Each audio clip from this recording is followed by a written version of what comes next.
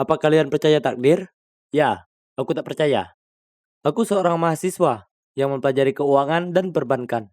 Jadi, ya, angka adalah keahlianku. Oleh karena itu, aku adalah seorang pemikir yang logis. Apalah itu horoskop dan pertemuan takdir? Tapi, kemudian aku bertemu seseorang. Ngomong-ngomong, aku Kai. Izinkan aku menceritakan kisahku. Semua dimulai pada suatu malam saat belajar. Aku sangat ingin beberapa Cheetos. Jadi aku keluar untuk membelinya. Saat itulah aku melihat seorang cewek meneriaki dua cowok bertubuh besar di taman. Hei kaki besar, jangan buang sampah sembarangan. Ambil sekarang atau aku akan memberimu pelajaran yang bagus. Ya ampun, apakah cewek ini mau mati? Dan apakah dia mabuk? Lalu mereka mendekatinya. Dan salah satu dari mereka bahkan mengangkat tangan seolah hendak memukulnya. Tetapi dia dengan cepat mendorong tangannya yang membuat mereka semakin marah. Sobat, aku tak ingin terlibat. Jadi, aku pura-pura tidak melihat mereka dan pergi.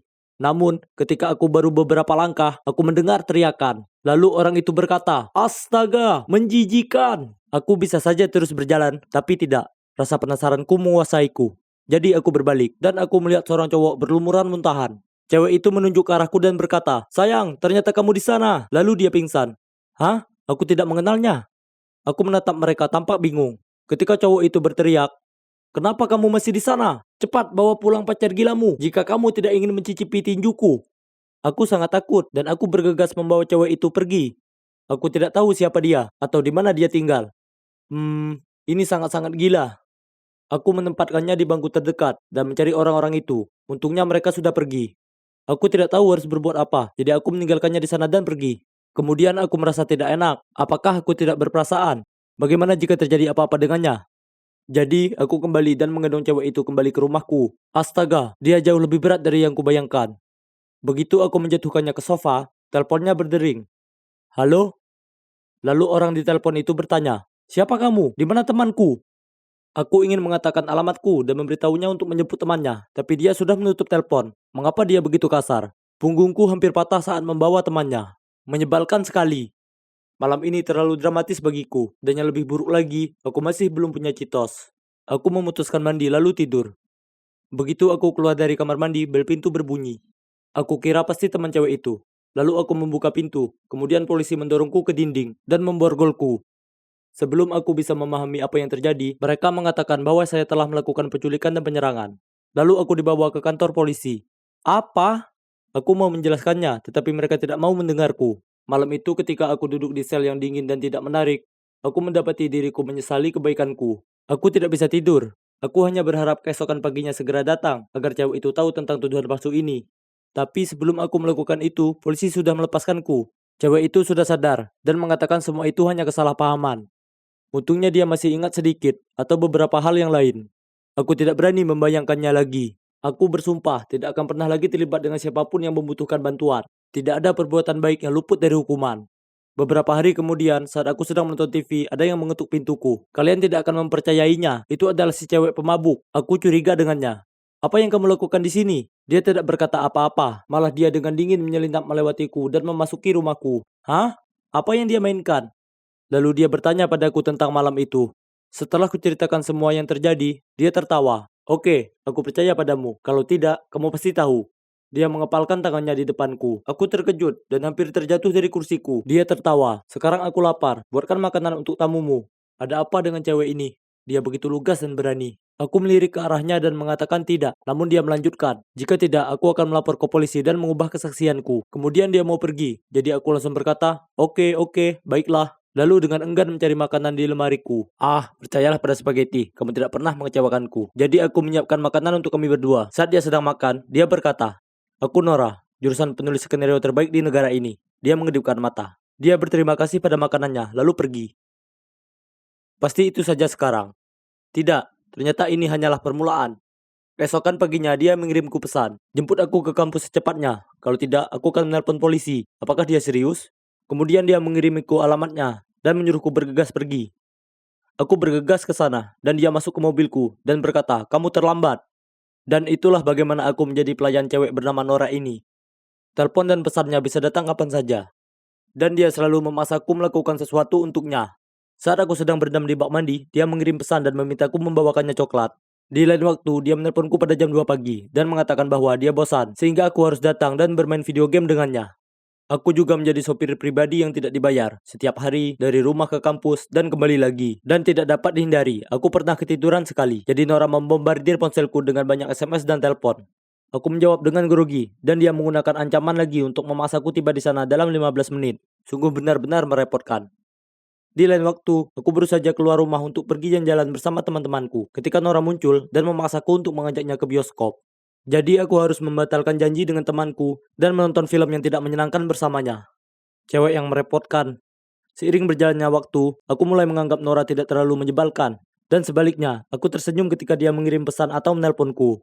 Pada hari-hari ketika dia tidak menggangguku, suasana hatiku sepertinya menurun. Apakah aku gila? Maksudku dia manis, sangat spontan, dan tidak ada orang lain yang seperti dia. Tapi tiba-tiba, pesan dan telepon tidak pernah datang lagi. Apakah dia tidak ingin aku ada lagi? Aku merindukan Nora. Berkali-kali aku harus menahan diri untuk tidak menelponnya. Seharusnya aku senang karena aku berada di luar kendali Nora. Lalu suatu hari tiba-tiba ponselku berbunyi. Ternyata Nora.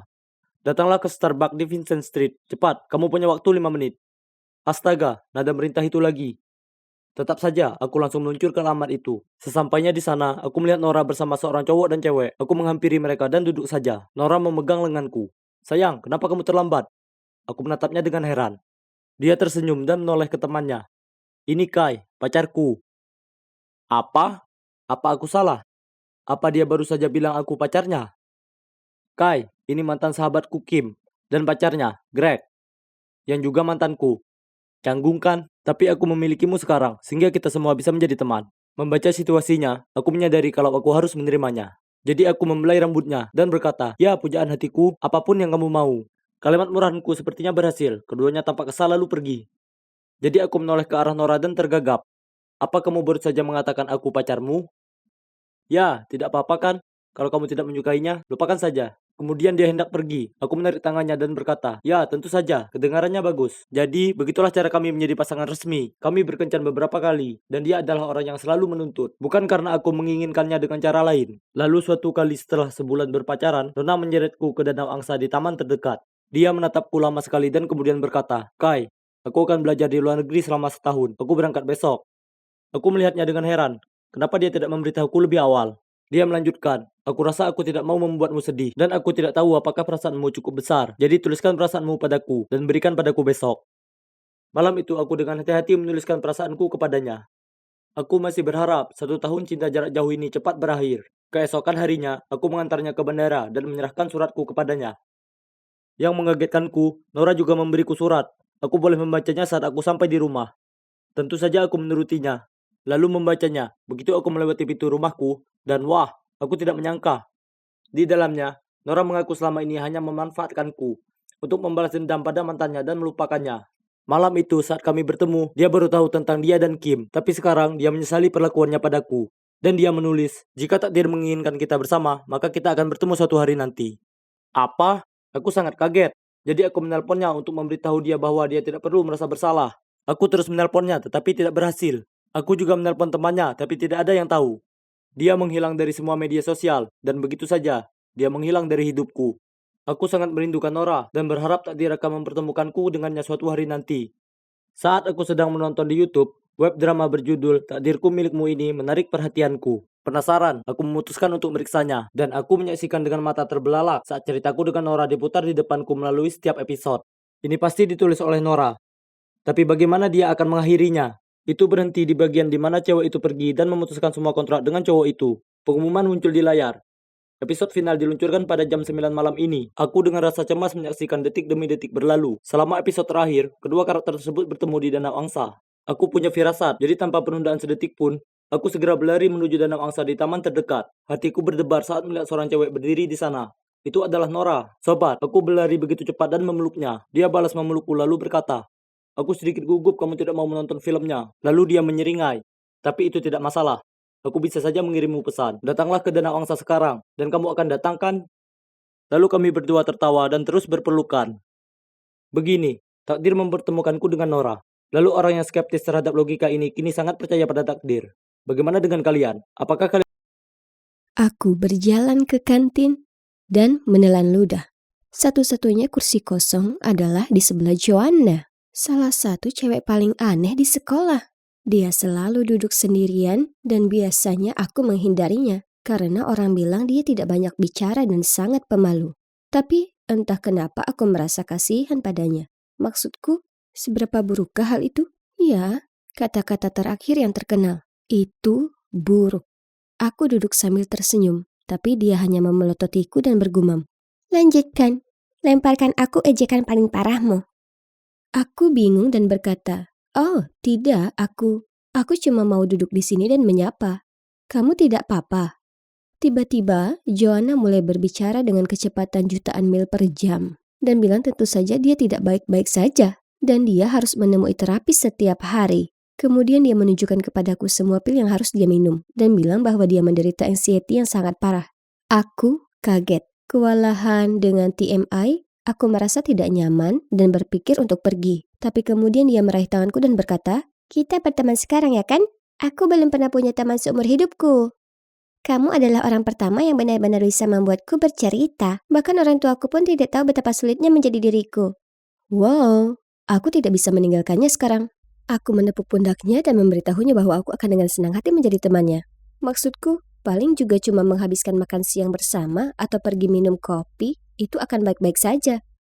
Namun, penafsiran Joanna terhadap seorang teman sedikit berbeda dengan penafsiranku.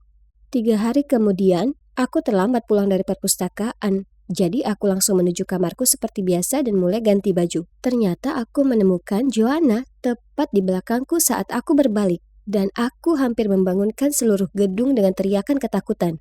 Oh hei teman sekamar, katanya sambil tersenyum lebar. Apa? Ini gila. Teman sekamar? Apa maksudmu? Dia hanya tertawa dan bilang dia merasa kesepian di asramanya sendirian. Dan karena aku punya kamar ganda, dia bertanya kepada pengawas asrama apakah dia bisa tinggal bersamaku. Menurutku ini tidak terlalu buruk. Maksudku, aku juga terkadang merasa kesepian. Jadi malam itu kami begadang ngobrol sampai larut malam. Dan sejujurnya, senang rasanya punya teman sekamar. Kami menjadi cukup dekat dan beberapa malam kemudian, kami menonton film malam hari. Joanna menoleh ke arahku dan berkata, Carrie, ada sesuatu yang harus aku sampaikan kepadamu. Oh tidak, pastinya tidak ada lagi hal-hal mengganggu yang tersisa. Bagaimana cewek ini mengatasinya? Tapi kemudian dia mulai tersipu dan berkata, aku suka seseorang. Namanya Mitch. Ya ampun, aku tahu persis siapa yang dia bicarakan. Joanna, dia cowok brengsek. Dia benar-benar seorang buaya. Kamu terlalu baik untuknya. Setidaknya, itulah yang kubilang. Tapi yang kumaksud adalah dia hanya menyukai cewek-cewek populer. Dia tidak pernah memilih cewek seperti Joanna. Joanna tidak menerimanya dengan baik. Kamu cemburu, kan?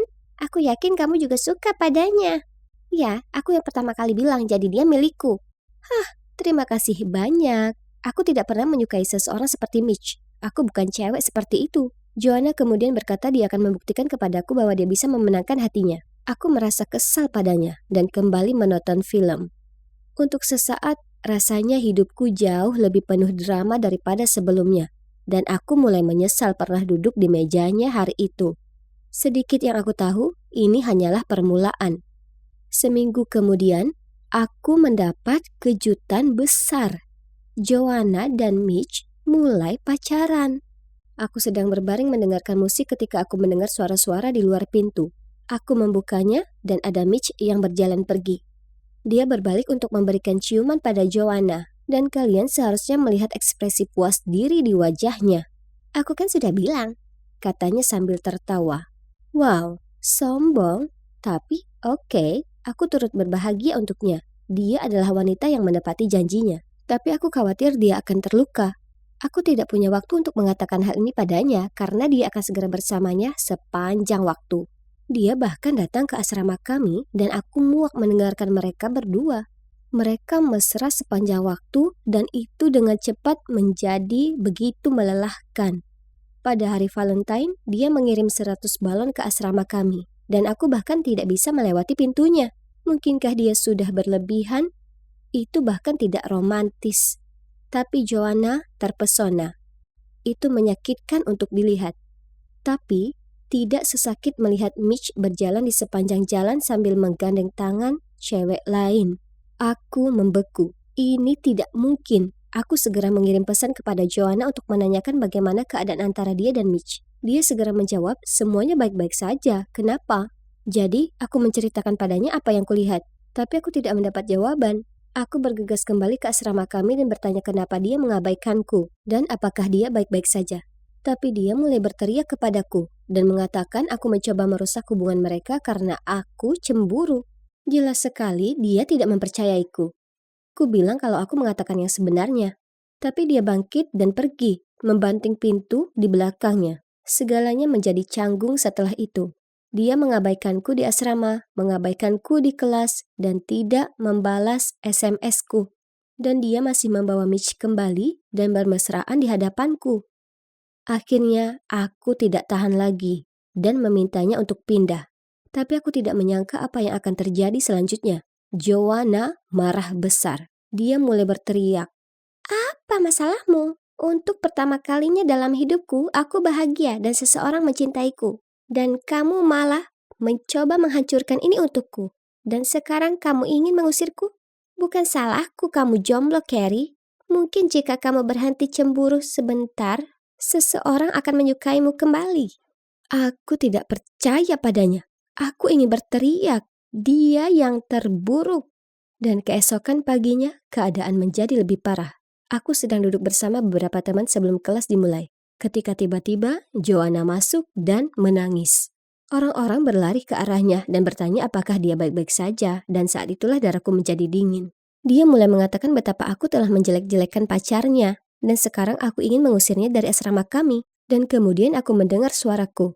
Aku menoleh, dan dia mengeluarkan ponselnya dan memutar rekaman pertengkaran kami. Tentu saja, dia mengeditnya agar membuatku terdengar seperti orang jahat. Bahkan teman-temanku pun terlihat kaget. Dan Joanna menceritakan pada mereka bahwa aku adalah seorang cewek bermuka dua, tidak berguna.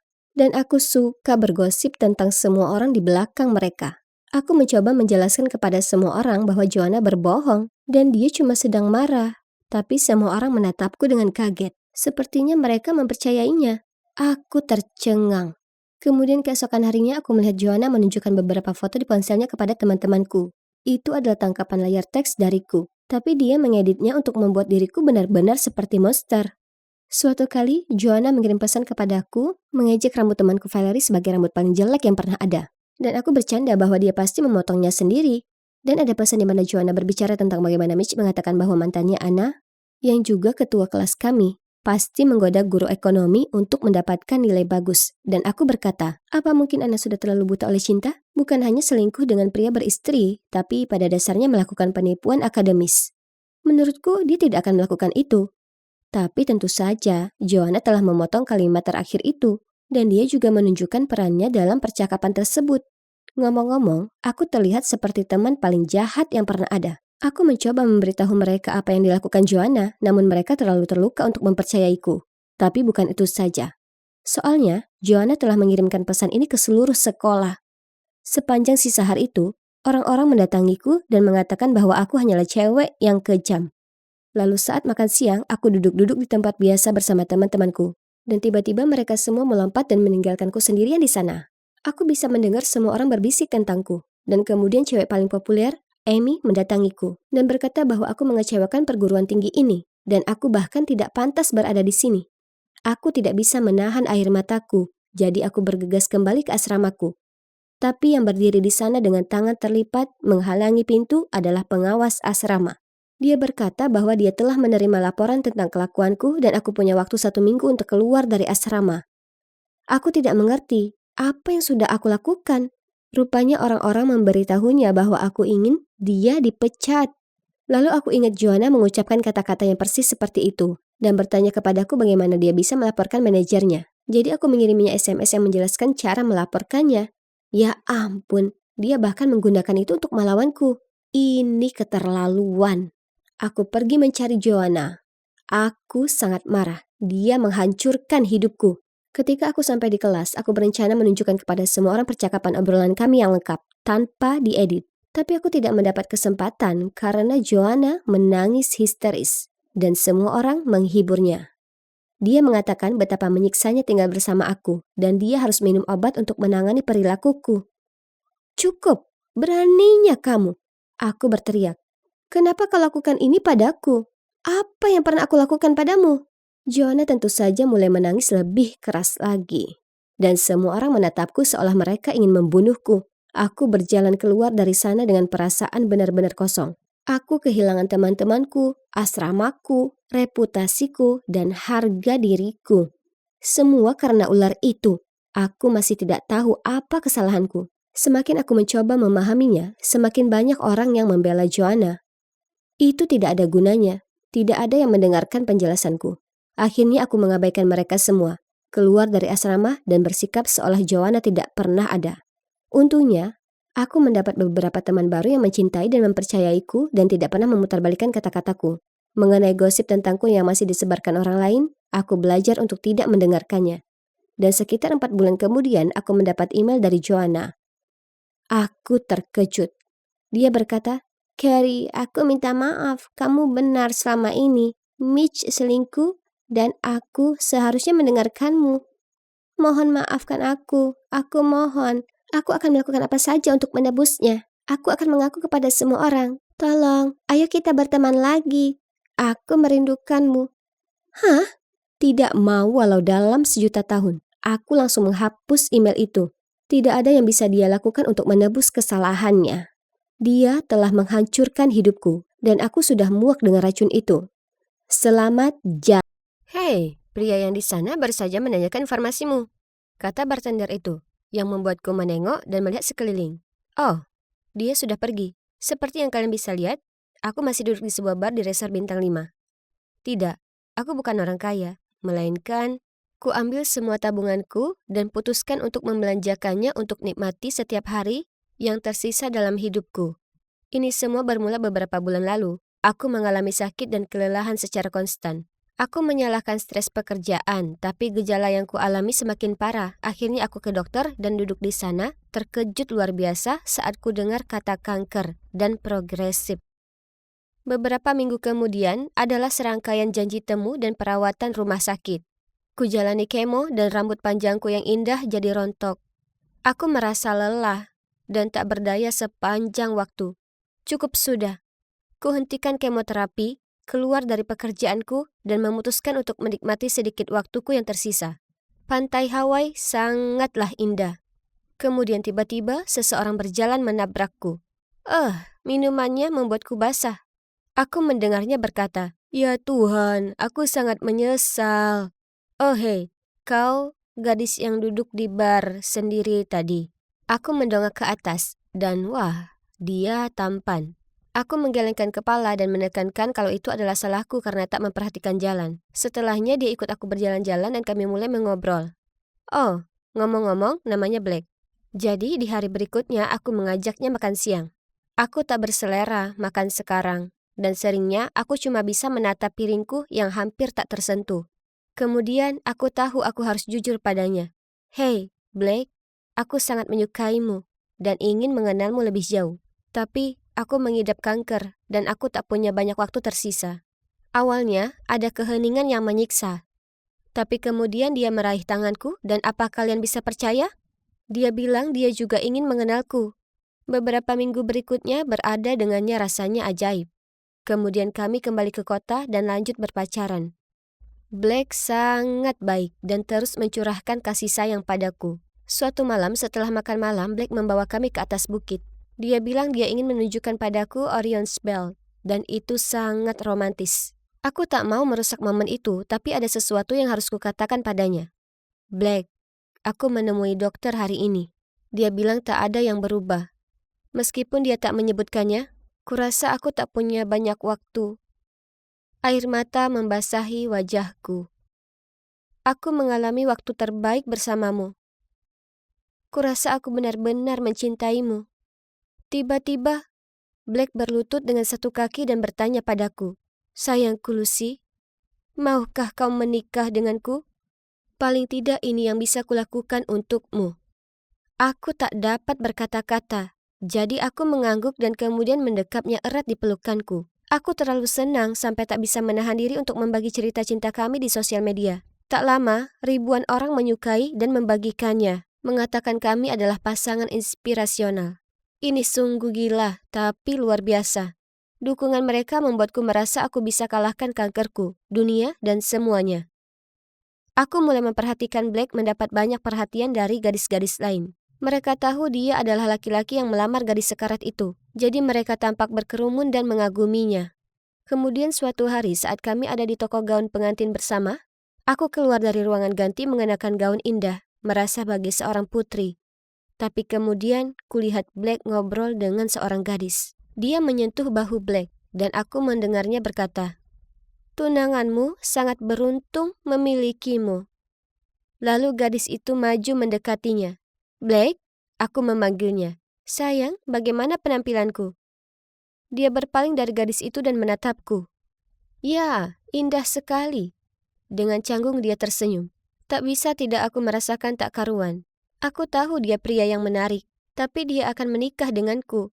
Tak menyenangkan sama sekali mendapatinya menggoda orang lain saat aku mengepas baju. Tetap saja, aku berusaha mengesampingkannya, karena aku ingin menikmati sedikit waktu yang kupunya. Pernikahan itu bagai mimpi yang jadi nyata, sungguh hari yang penuh keajaiban. Tepat sebelum bulan madu, aku pergi menemui dokter, yang membuatku sangat terkejut. Dia memberitahuku, "Saya dengan senang menginformasikan pada Anda bahwa Anda dalam masa pemulihan." Ya Tuhanku, aku tak percaya dengan apa yang kudengar. Apa aku membaik? Aku bergegas pulang dan memberitahu Black berita baik ini, hanya saja reaksinya tak seperti yang kubayangkan. Wajahnya langsung berubah, dan pada awalnya dia tak bisa berkata-kata. Kemudian dia terbata-bata. "Se- se- se- Selamat, sayang." Apa maksudnya? Terlepas dari hal ini, bulan madu kami sungguh luar biasa. Nafsu makanku kembali dan kumanfaatkan sebaik-baiknya. Yam, makanan terasa begitu enak. Ini tak luput dari perhatian Black dan dia mengomel. "Bisakah kau coba mengunyah lebih perlahan?" "Terserah, aku bermaksud menikmati makananku." Saat kami kembali pulang, aku pindah ke apartemennya. Demi Tuhan, piring kotor dan kaos kaki bau berserakan di mana-mana. Bagaimana bisa orang yang sedetil itu soal penampilan mereka tinggal di kondisi seperti ini? Ku bilang ke diri sendiri itu tak masalah, aku mencintainya, jadi aku bisa belajar mencintai kekacauannya. Merasa hidup sungguh menyenangkan. Jadi ku akui mungkin aku berlebihan makan cemilan, kue, dan masakan, dan ya, berat badanku naik beberapa kilo. Jadi tugas-tugas rumah tangga jadi terasa berat bagiku. Lagi pula, kenapa harus aku yang lakukan? Ini kan kekacauannya. Tapi, pernah sekali saat aku muak dengan celana dalam baunya yang berserakan, aku bertanya padanya, "Bagaimana bisa pria yang terlihat sepertimu hidup di sarang tikus seperti ini? Cepat bersihkan." Tapi dia mengabaikanku dan langsung tidur. Dan tak lama kemudian dengkurannya yang sekeras guntur itu mengikuti. Apa-apaan ini? Di mana pria menarik dan menawan yang kunikahi? Karena muak, aku berusaha sebisanya membersihkan tempat itu sedikit. Aku kehabisan nafas dan sangat berkeringat. Kepalaku sangat gatal, jadi kulepaskan wigku untuk menggaruk kulit kepalaku. Di saat itu ku dengar Black menjerit, dan saat aku menoleh, dia memegangi wajahnya dengan ketakutan. "Sayang, ada apa?" Aku bergegas mendatanginya. "Oh, aku paham." Aku tertawa. "Ini cuma karena aku sangat tak nyaman pakai wig ini, jadi kulepaskan. Itu saja. Tapi lihat, rambutku sekarang tumbuh lagi." Gemetaran, dia terbata-bata. Kau pakai wig selama ini? Kau terlihat menakutkan." "Ya, memang. Kurasa rambut yang tumbuh tak merata membuatku kelihatan cukup menakutkan. Bukankah seharusnya kau senang untukku?"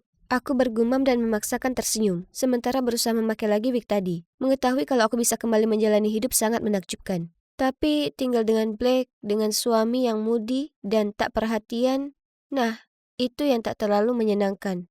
Suatu malam dia pulang dari tempat kerja dengan suasana hati buruk dan mulai memakiku karena tak beres-beres. Ku bilang itu tak harus aku karena bukan aku yang bikin kotor.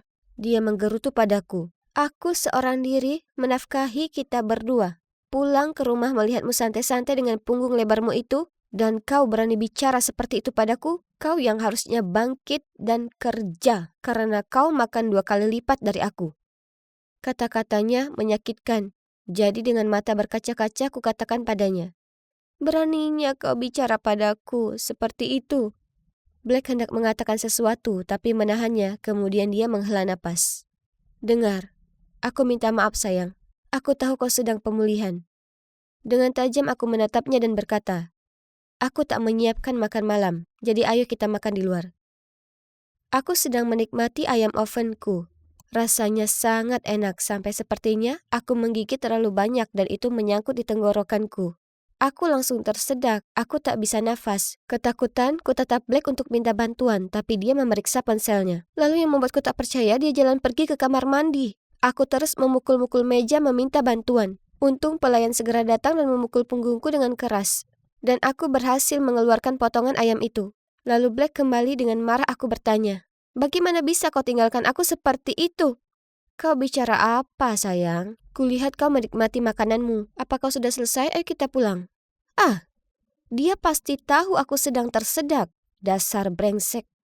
Semua yang pernah kupikirkan dan kuharapkan darinya hancur berantakan. Dia berniat membiarkan aku tersedak sampai mati daripada menolongku. Masalahnya adalah cerita cinta kami sangat terkenal sekarang. Dan meski aku tahu, Black dan aku saling tidak betah bersama. Membayangkan kami berpisah dan diejek semua orang membuatku sangat tidak nyaman.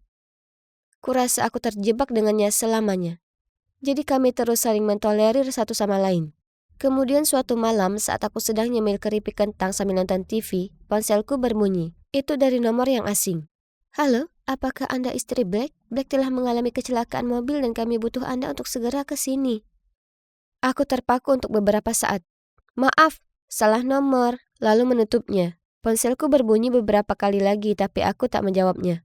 Rasa bersalah mulai menghinggapiku, jadi ku ambil tasku dan bergegas ke rumah sakit. Suster menyuruhku menandatangani berkas agar Black bisa mendapatkan operasinya. Dengan pena di tangan, aku meragu. "Maaf, di mana bagian donasi organ?" Aku bertanya. Suamiku bersedia mendonasikannya jika hal buruk terjadi. "Ini bukan waktu yang tepat untuk mengajukan pertanyaan itu." Suster itu membentakku. Tepat pada saat itu orang tua Black bergegas masuk dengan panik. Kuserahkan pada mereka berkas itu dan pergi menyelinap kembali ke apartemen. Setelahnya, aku berpikir panjang dan keras tentang hubungan kami. Awalnya sungguh menggebu-gebu, tapi aku sadar aku sama sekali tak mencintainya dan begitu pun dirinya. Semua keputusan kami dibuat dengan sangat cepat berdasarkan gagasan bahwa aku mungkin akan mati nantinya. Kami sangat keras kepala untuk mengakui kekalahan dan pergi, dan sekarang kami sengsara. Beberapa minggu kemudian, Black pulang di atas kursi roda, dan kami berdua duduk dalam keheningan yang canggung. Kemudian aku memecah suasana. Malam itu, saat aku tersedak di restoran, "Apa kau sengaja mengacuhkanku?" Black menjawabku dengan pertanyaan lain. "Apa benar kau ingin mendonasikan organku, bukannya membantuku mendapatkan operasi?" Aku menjawab, "Aku minta maaf. Itu satu-satunya jalan yang bisa dengan cepat kupikirkan untuk keluar dari pernikahan ini." Dia menghela napas. Aku tahu. Aku juga. Kurasa kita begitu mirip, dan itulah kenapa kita tidak berhasil. Dia berhenti sejenak. Kurasa ini waktunya kita mengakhiri ini. Jadi akhirnya, kami berhenti bertahan dengan satu sama lain dan mengajukan perceraian. Orang-orang di sosial media sangat marah dan memposting banyak sekali komentar pedas seperti sangat menginspirasi sebagai pasangan dan menurutku ini menandakan pernikahan palsu. Kuputuskan untuk menutup semua akun onlineku. Pendapat mereka sudah tak ada artinya lagi. Aku punya dukungan keluargaku, itu lebih penting. Yang mengejutkan aku masih berteman dengan Blake. Hei, kami melalui begitu banyak hal bersama dan dia tak sepenuhnya jahat. Aku hanya tak akan pernah mau tinggal bersamanya lagi. Aku bahkan bertemu dengan pacarku yang sekarang ini lewat Blake, karena dia yang mengenalkanku padanya. Lucu sekali kan? Terkadang semuanya tak berjalan sesuai rencana, tapi itu tak masalah. Hidup dalam kebohongan untuk menyelamatkan ego yang telah terluka itu lebih buruk. Oh, ngomong-ngomong, ini rambutku yang asli. Aku sekarang sudah benar-benar sehat. Ingat, kau hanya hidup sekali saja, jadi pastikan kau tak buang-buang waktu berusaha memuaskan orang lain. Dan sebaliknya, terimalah takdir hidupmu dan jalani. Hei, Dan, bagaimana kalau kita pergi ke restoran Jepang yang ingin aku coba? Tapi ibuku menungguku pulang untuk makan malam, jawab Dan dengan canggung. Lagi? Aku mengangkat alis. Bisa ditebak, langkah selanjutnya adalah mengeluarkan ponselnya dan menelpon ibunya tersayang. Kata ibu makan di luar itu sangat mahal. Itu idemu, kamu yang harus membayar, oke?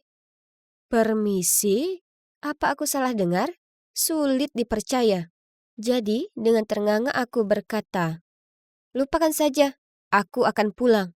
Lalu aku meninggalkannya berdiri di sana dengan ekspresi bodoh di wajahnya. Yap, si idiot itu adalah pacarku. Dan Dia sudah berusia 20-an tetapi setiap percakapan tetap saja ibuku ini dan ibuku itu. Sangat melelahkan. Pada awalnya aku pikir aku telah menemukan cowok yang gagah dan sempurna untuk diandalkan. Malah, ini menunjukkan kalau kalian tidak bisa menilai buku dari sampulnya.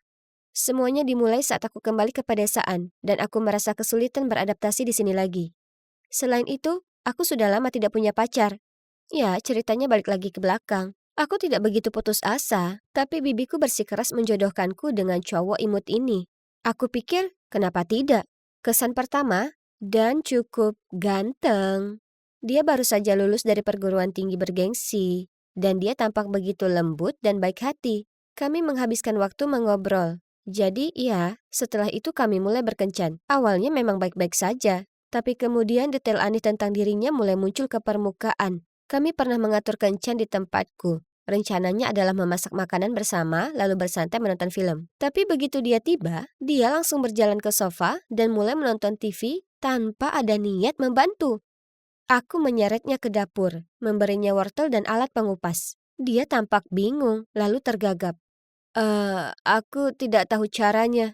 Kucoba tunjukkan padanya. Tetapi meskipun telah menjelaskannya dengan sangat rinci, dan masih gagal mengupas satu wortel yang jelek. Lalu, ya, kalian bisa menebaknya. Pada suatu saat dia menelpon ibunya. Lalu dia bilang padaku, ibuku bilang dapur adalah tempat yang sangat berbahaya. Aku bisa melukai diriku sendiri atau membakarnya. Kita bisa kembali ke rumahku, ibuku bisa memasak. Aku memelototinya lengan akimbo. Atau kita bisa makan di luar? Dan bergumam. Tapi itu kalau kamu yang membayarnya, Claire, ini bukan salahku. Aku menggeram sambil menggelengkan kepalaku. Baiklah, kalau begitu aku tidak ikut denganmu. Lalu aku mendorongnya keluar dan membanting pintu hingga tertutup. Apa yang baru saja terjadi? Tetap saja, aku berkata pada diriku sendiri bahwa mungkin dia hanya takut karena dia belum pernah memasak sebelumnya. Suatu kali kami berada di toko baju, dan aku melihat kemeja yang aku tahu cocok untuknya. Itu bukan gayanya yang biasa, tapi aku bersikeras agar dia mencobanya. Dan dia terlihat sangat bagus saat memakainya. Dan sepertinya juga menyukainya sambil mengagumi dirinya sendiri di cermin. Lalu berkata, kelihatannya bagus, tapi tunggu, bisakah kamu mengambil foto agar aku bisa mengirimnya ke ibuku? Ya, dialah yang membeli semua pakaianku, jadi... Apa? Jadi sekarang dia memerlukan persetujuan ibunya sebelum membeli apa saja? Astaga. Bagaimanapun, aku mengambil beberapa foto dan dia mengirimkannya ke ibunya. Mereka bertukar pesan, lalu dia menoleh padaku dan berkata, baiklah, ibu bilang kamu bisa membelikannya untukku. Aku? Mataku melebar. Ya, ibu bilang kamu yang memilihnya, jadi kamu harus membelikannya untukku. Tunggu. Apa? Aku benar-benar membeku selama beberapa detik. Tanpa berkata-kata, aku hanya bisa memelototinya sebelum aku menemukan cara untuk pergi. Claire, ada apa? Dan mengejarku, tapi aku mengabaikannya. Oke, aku akui, setelah beberapa kencan, mudah untuk mengetahui bahwa dia benar-benar anak mami. Tapi aku bilang ke diri sendiri betapa manisnya dia sangat mencintai ibunya. Dan aku tidak pernah menyangka akan menjadi se-ekstrim itu. Setelah itu, aku mencoba tidak menanggapinya. Tapi dia tidak berhenti menggangguku. Kemudian, dia memberitahuku bahwa dia ingin mengajakku ke restoran favoritku sebagai hadiah ulang tahun. Oh, ini kedengarannya bagus. Mungkin dia menyadari sesuatu dan ingin menebusnya untukku. Kami berpegangan tangan dan berjalan menuju restoran ketika kami melewati toko sepatu. Dan di etalase ada sepasang sepatu bot yang sempurna. Ya, aku seorang perempuan dan itu adalah hari ulang tahunku. Aku menarik lengan Dani lihat, aku menunjuk sepatu bot itu. Aku ingin itu. Aku menyeringai lebar-lebar. Oke, jawab Dan lembut. Senyumku memudar. Maksudku, mereka akan menjadi hadiah ulang tahun terbaik. Sejak kapan cewek sepertiku harus meminta hadiah? Kenapa? Dan mengangkat bahu. Kamu menyukainya, aku tidak. Wajahku memerah karena marah. Tapi ini hari ulang tahunku. Dan menggaruk kepalanya dan memaksakan senyum. Maaf sayang, tadi malam aku menghabiskan uang sakuku untuk beberapa game baru. Jadi aku bangkrut sekarang. Aku mencibir. Kenapa kamu tidak bertanya pada ibumu? Dan dia tiba-tiba menjadi marah. Hei, kamu jelas yang lebih kaya. Kenapa kamu terus memintaku membelikanmu barang? Cukup. Aku berhenti. Aku tidak pernah berkencan dengan orang separah kamu sebelumnya. Kamu sudah dewasa. Jadi berhentilah berlari ke ibumu setiap kali kamu lupa cara menyalakan panci atau saat kakimu menendang meja. Dan kenapa kamu masih mendapat uang saku di usiamu sekarang? Ini sudah berakhir. Lalu aku berbalik untuk pergi tanpa membiarkan dia mengucapkan kata terakhir. Sangat tidak nyata. Percayalah padaku untuk kembali ke desa ini dan langsung mengalami situasi anak mami yang aneh ini. Tapi ya, setidaknya aku akhirnya bebas darinya sekarang. Sudah beberapa minggu sejak itu, tapi hanya memikirkan dan saja masih membuatku sangat marah. Aku perlu keluar sana dan hidup sebentar. Jadi aku menelpon teman dekatku Philip dan mengatur untuk bertemu dengannya dan teman cowok yang aku percayai di bar. Bergembiralah gadis kecil, dia menggoda. Aku tahu apa yang akan membuatmu tersenyum. Grup permainan kami menemukan permainan lucu ini. Yang harus kita lakukan hanyalah memberikan beberapa pujian padanya dan dia membelikan kita semua item baru. Lalu, setiap kali kita pergi berpesta setelah meraih kemenangan, pemula ini juga membayar semuanya. Ego yang luar biasa. Aku mengejek, "Selamat kawan, seandainya mantan gebetanku juga begitu murah hati." Lalu aku memutar mataku, dia tidak pernah menghabiskan 1 sen pun. Ya, setidaknya tanpa meminta izin pada ibunya terlebih dahulu. Philip tertawa kaget. Hei, pemula ini juga sama. Dia membual bahwa meskipun dia miskin, ibunya punya ide untuk menjodohkannya dengan cewek-cewek kaya agar hidupnya bisa makmur. Tunggu sebentar, kedengarannya tidak benar? Aku punya firasat buruk tentang ini. Kemudian Philip menunjuk ke seberang bar dan berkata, "Oh, baru saja dibahas," dan menepuk punggungku. Rasa dingin merambat di punggungku saat aku menarik napas dalam-dalam dan berbalik untuk melihat. Itu adalah Dan. Dan dia sudah punya pacar baru. Aku segera membuat beberapa alasan dan pergi sebelum mereka melihatku. Malam itu, aku tidak bisa berhenti memikirkan pacar baru Dan. Apapun yang dilakukan Dan dan ibunya sama saja dengan penipuan. Jadi aku mengatur pertemuan dengan Philip di sebuah restoran dan menceritakan padanya tentang sejarahku bersama Dan dan betapa aku mengkhawatirkan pacar barunya. Philip menawarkan bantuan dan mengatakan dia akan mencoba mencari informasi lebih lanjut.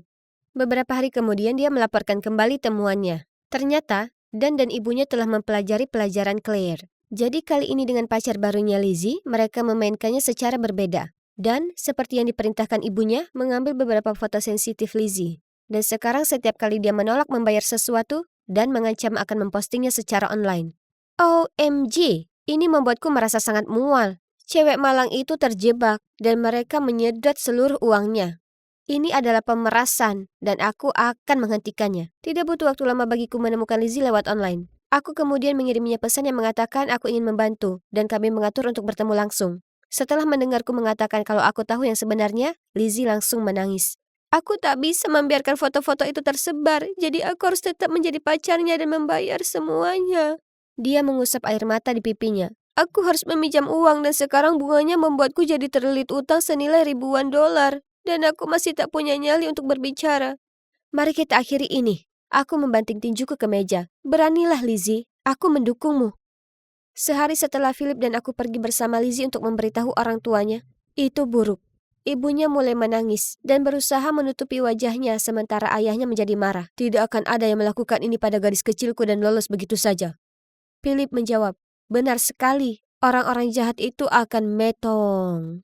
Kami menghabiskan sisa hari itu untuk mengumpulkan bukti, termasuk semua pesan ancaman yang dikirimkan Dan kepadanya, dan kwitansi yang disimpannya untuk pembelian berlebihan yang dipaksakan oleh Dan untuk dilakukannya. Saat itulah Lizzie menerima pesan dari Dan. Ada restoran mahal yang ingin aku kunjungi. Sayang bawa aku ke sana malam ini atau restoran lain. Aku mencintaimu, X. Lizzie menjawab bahwa dia setuju. Lalu setelah mengetahui Dan keluar, kami pergi ke rumahnya. Kami mengkonfrontasi ibu Dan segera setelah dia mengizinkan kami masuk. Dia ketakutan dan akhirnya mengaku bahwa dia tidak punya pekerjaan dan ayah Danlah yang menafkahi mereka. Sebagai hasilnya, dia sangat memanjakan Dan hingga membuat ayahnya kesal. Jadi dia pergi meninggalkan mereka. Kemudian dia dengan sedih berseru, "Dia tidak mengatakan sepatah kata pun padaku. Dia baru saja meninggalkan pesan pada Dan, jaga dirimu dan ibumu. Aku tahu Dan akan sengsara tanpa kemewahannya. Jadi aku menyuruhnya mencari pacar kaya untuk memanjakannya dan kali ini..." Dia mengalihkan pandangannya dariku ke Lizzie. "Kami harus memastikan pacarnya tidak akan meninggalkannya lagi." Ada ketukan di pintu. Dia menatap kami dengan canggung sebelum dia menjawabnya. Kami mengikutinya dan saat itulah kami melihat 2 polisi menangkapnya. Dia menangis saat mereka membawanya pergi. Aku kira dia pikir dia seorang ibu yang baik hati yang melakukan hal yang benar terhadap putranya, padahal sebenarnya dia melakukannya dengan cara yang salah. Dan akhirnya masuk penjara, dan rumahnya dijual untuk melunasi hutang Lizzie. Sedangkan untuk anak si Mami Dan sebagai kaki tangan, dia akhirnya melakukan restitusi komunitas. Hei, Ini mungkin akan ada gunanya baginya, karena dia akhirnya mengetahui seperti apa sebenarnya kerja keras seharian itu. Syukurlah, Lizzie perlahan-lahan bisa mengatasi peristiwa traumatis ini dan siap untuk mulai berkencan lagi dengan Philip. Tentang aku, ya, aku masih jomblo, tapi aku tidak merasa kesepian lagi karena aku punya teman-teman baik. Selain itu, dengan cara ini aku tidak punya orang yang akan menghabiskan. Tak pernah sebelumnya aku bernegosiasi selama ini. Aku berada di sini sejak jam 3 dan sekarang jam 8. Parahnya, aku bahkan belum membahas soal pendanaan. Sudah ku coba tapi itu salah Dan. Dia terus saja menyelaku dan melenceng dari topik. Saat kulihat Dan yang sedang peragakan permainan sepak bola dengan aneka saus, aku penasaran kok bisa dia jadi anggota dari OSIS. Dia memang sudah senior, tapi dia siswa dengan nilai biasa saja yang sepertinya tak unggul dalam hal apapun. Dia juga membesar-besarkan segala sesuatu dan pada dasarnya hanya main-main. Seharusnya tak kusetujui Dan mengadakan pertemuan di sini. Tak cuma kusia-siakan 5 jam hidupku, tapi sepertinya pendanaan ini tak akan terjadi. Aku tak tahan lagi. Ingatkan aku, jangan pernah dengarkan Dan lagi. Ku ambil tasku dan hendak berdiri saat Pak Johnson menoleh padaku. Ruth, aku suka sekali idemu. Mendanai semua itu akan sedikit sulit, tapi aku bisa beri 80%-nya dan jika ini jadi acara tahunan, dengan senang hati aku akan mensponsorinya. Aku menatapnya dengan mulut terbuka. Apa aku tak salah dengar? Pak Johnson, pemilik toko musik setempat, sebenarnya setuju menyediakan sebagian besar pendanaan untuk pertunjukan bakat siswa yang kami adakan. Ngomong-ngomong, aku suka si Dan. Hari ini seru. Dan bersorak. Yes, sudah deal. Dan dengan antusias menjabat tangan Pak Johnson. Tunggu, harusnya aku yang menutup kesepakatan. Tak masalah, kami dapatkan pendanaan itu. Ini luar biasa. Kami berhasil. Dan meninju ke udara. Hei, bagaimana kau? Dia menyeringai ala Cheshire Cat saat menjawab. Tak pernah menyangkanya, ya kan? Bagaimana pendapatmu sekarang tentang Ruth, ketua baru? Aku mengangkat bahu dan tertawa. Hei, bagaimana kalau pelukan untuk merayakan, Dia menyambutku dengan tangan terbuka. Ya, kenapa tidak? Lagi pula ini pantas dirayakan. Kami melompat-lompat dan entahlah, mungkin aku sedang mengigau akibat pertemuan yang teramat lama itu atau apa. Tapi hal berikutnya yang kutahu adalah, kami ciuman. Ya Tuhan. Kami langsung menjauh satu sama lain dan dengan canggung melihat ke arah lain. Setelahnya, dia mengantarku dalam keheningan. Oh tidak, aku memikirkan apa tadi? Kenapa aku atau siapapun yang bernapas bisa-bisanya melakukan itu? Itu kan Dan. Dan, apa kalian percaya? Ya, oke. Kurasa ini merupakan bulan-bulan yang berat untukku. Segera setelah aku jadi ketua OSIS, pacarku Walter tak memberiku selamat. Tidak, sebaliknya dia malah memutuskan aku. Kami sudah bersama selama 2 tahun, tapi akhir-akhir ini dia membicarakan tentang pernikahan dan membeli rumah. Tidak dulu. Aku ingin fokus dulu ke karirku. Tapi menurutku mengajukan diri ke OSIS dan menyibukkan diri dengan pekerjaan membuatnya makin frustrasi. Sekarang aku berusaha alihkan perhatianku dengan belajar dan urusan OSIS. Tapi rasanya aku makin dekat ke ujung jurang. Dengan seekor hiu mengitari di bawahnya. Dan kemudian ada gosip menyebar di sekolah tentangku. Ruth itu murid baru, dia tak mungkin tahan dengan tekanannya. Dan Ruth itu terlalu serius dan membosankan. Jadi aku mulai bekerja lebih keras lagi dan lagi untuk membuktikan diri, yaitu proyek pertunjukan bakat. Hanya saja, ya ampun, aku sangat lelah, baik secara mental dan fisik. Berita pendanaan ini fantastis.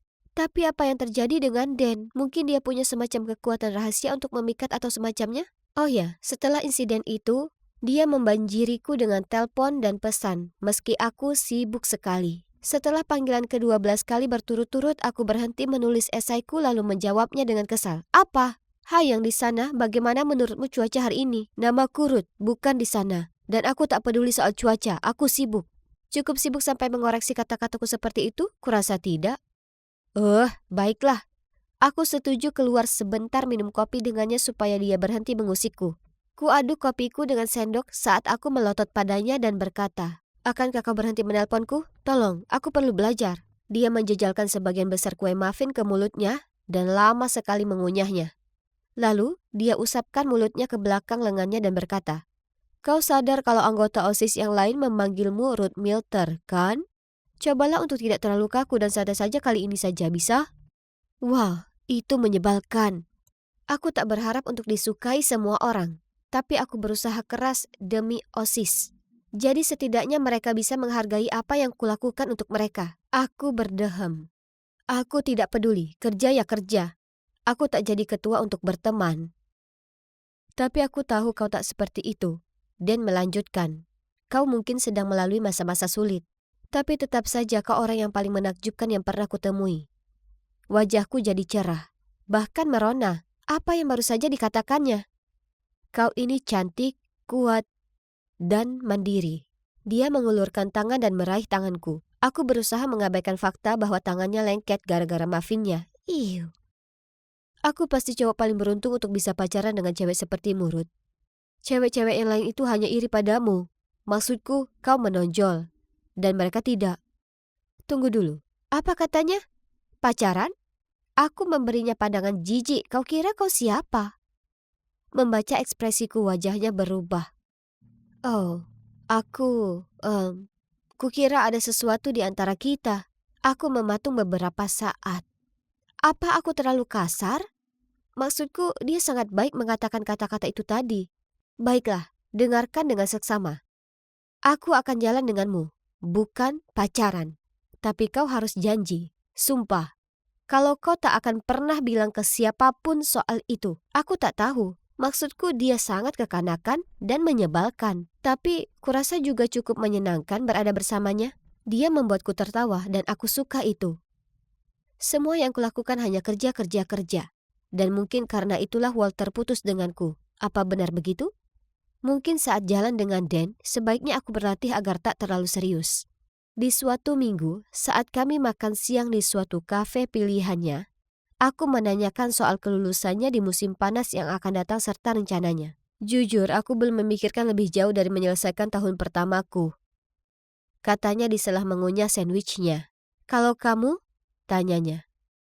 Ya, aku pingin ke kampus ternama untuk program master. Kalau bisa ke Dartmouth dan belajar ilmu sosial. Kemudian kerja di pemerintahan, tapi menempati posisi yang penting. Seperti jabatan pimpinan dan yang benar-benar memberi dampak. Dan mengangkat bahu setelah aku selesai bicara. Ya, rencana yang bagus. Sambil terus mengunyah makanannya. Aku merasa aneh. Apa aku bersikap tak realistis? Atau itu hanya sudut pandang Dan saja? Tapi aku punya hubungan bahagia. Mungkin baiknya adalah berkompromi dan menerima perbedaan, ya kan? Aku tersentak kembali ke masa kini. Jika semua yang berkaitan dengan Dan tidak terjadi, aku masih tetap berada dalam kesedihan dan keputusasaan. Memang aneh. Aku merasa lebih baik bersamanya, tidak seperti bersama Walter. Jadi sebaiknya kuhargai pendapatnya. Harus belajar dari kesalahanku, kan? Suatu hari, aku sedang rapat OSIS merencanakan penggalangan untuk kekurangan dana pertunjukan bakat. Kuputuskan ini saatnya orang-orang melihat Dan yang sesungguhnya, jadi kutunjuk dia sebagai penyelenggara acara. Tapi ini tak berjalan lancar, karena menurut pandangan anggota OSIS yang lain, Dan itu boneka idiot yang pemalas. Beri dia kesempatan. Dia orang yang membujuk Pak Johnson mendanai pertunjukan bakat. Tolong, kita tak pernah tahu kekurangan dan bakat orang lain. Kemudian si Catherine ini dengan sinis berkata, tentu kau tahu kemampuannya karena dia pacarmu. Kau payah dalam memimpin, yang kau pedulikan hanyalah perasaan pribadimu. Aku tahu, aku akan mengencanimu supaya nanti aku bisa dapat pekerjaan yang pantas kudapatkan. Lidahku keluh, dan aku tak bisa menemukan kata-kata untuk membela diri. Dan di saat yang sama aku sangat-sangat marah pada Dan, dan parahnya lagi, dia bahkan tak mau repot-repot datang ke rapat. Setelahnya aku datang ke rumah Dan dan dengan marah menggedor pintunya.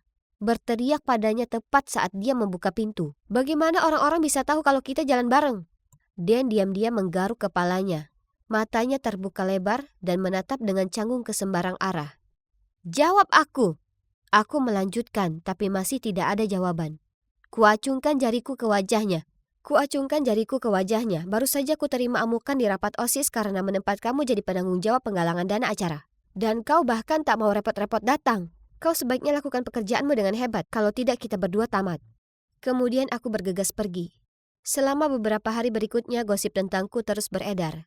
Jelas, Dan sudah membual ke semua orang kalau dia berhasil mendapatkan cewek kaku sepertiku. Kalau aku ini bukanlah harimau betina, tapi lebih seperti anak kucing yang manis. Sekarang semua orang menatapku dan menertawakanku, dan mengeong padaku di koridor. Seseorang bahkan mengisi kursiku di ruang OSIS dengan makanan kucing. Ini mengerikan untuk dihadapi. Tapi bukannya memberi semangat, Dan malah bolos sekolah seminggu penuh. Dia juga tak mengatur tempat untuk penggalangan dana, yang artinya kami harus jadwalkan ulang acaranya. Aku sudah terlihat buruk. Jadi para guru memberiku wejangan tentang tanggung jawab dan sangat menyarankan aku agar mundur dari OSIS. Jadi itulah yang kulakukan. Catherine yang sekarang memimpin. Setelahnya, aku tak bisa menghadapi sekolah. Jadi aku mengurung diri di kamarku dan menangis sambil memikirkan kembali semua yang telah terjadi. Awalnya, Walter meninggalkanku. Lalu semua orang di OSIS mencemoohku. Lalu aku kehilangan posisi di OSIS yang susah payah ku dapatkan karena ku berikan kepercayaan pada orang yang salah. Dan. Yang dilakukannya menyakitkan. Karena dia itu persis seperti apa yang dijabarkan orang. Kekanakan dan tak peka. Aku bimbang antara tak ingin ketemu dengannya lagi. Tapi juga sangat merindukannya. Sekarang aku tak punya siapa-siapa. Dan aku merasa sendirian. Sial. Kesepian itu menyebalkan. Jadi saat dia menelponku, aku mengangkatnya. Dia bilang dia ada di luar rumahku. Kurasa setidaknya aku perlu mendengar penjelasannya, ya kan? Hei cantik, dengar. Dia meraih tanganku dan menatap lurus mataku. Ini tak masalah, oke? OSIS, posisi ketua, orang-orang itu mereka tak berarti. Yang paling penting adalah kau bahagia. Dan aku akan membuatmu bahagia. Aku sangat ingin percaya kata-katanya. Jadi, ku biarkan dia mengajakku keluar. Kami akhirnya ke restoran bising ini dengan para pelayan yang bernyanyi. Menurutnya itu lucu, tapi aku merasa sangat tak nyaman. Jadi saat perjalanan pulang, dia menyeretku ke arena permainan dan meninggalkanku. Jadi dia bisa lanjut ke permainan membunuh zombie. Saat aku menontonnya berputar lalu menembak, ku sadari betapa berbedanya kami. Kurasa aku bertahan dengannya karena aku sudah kehilangan semuanya. Siapa aku kini? Aku merasa seperti orang asing bagi diri sendiri. Ini bukan aku, dan Dan bukan orang yang tepat untukku. Dia bergegas mendatangiku dan dengan bersemangat menarik lenganku. Ruth, cobalah lihat skorku yang tinggi. Aku menggelengkan kepala dan dengan enggan berkata. Ini sudah berakhir. Aku menarik lepas lenganku dan berjalan pergi.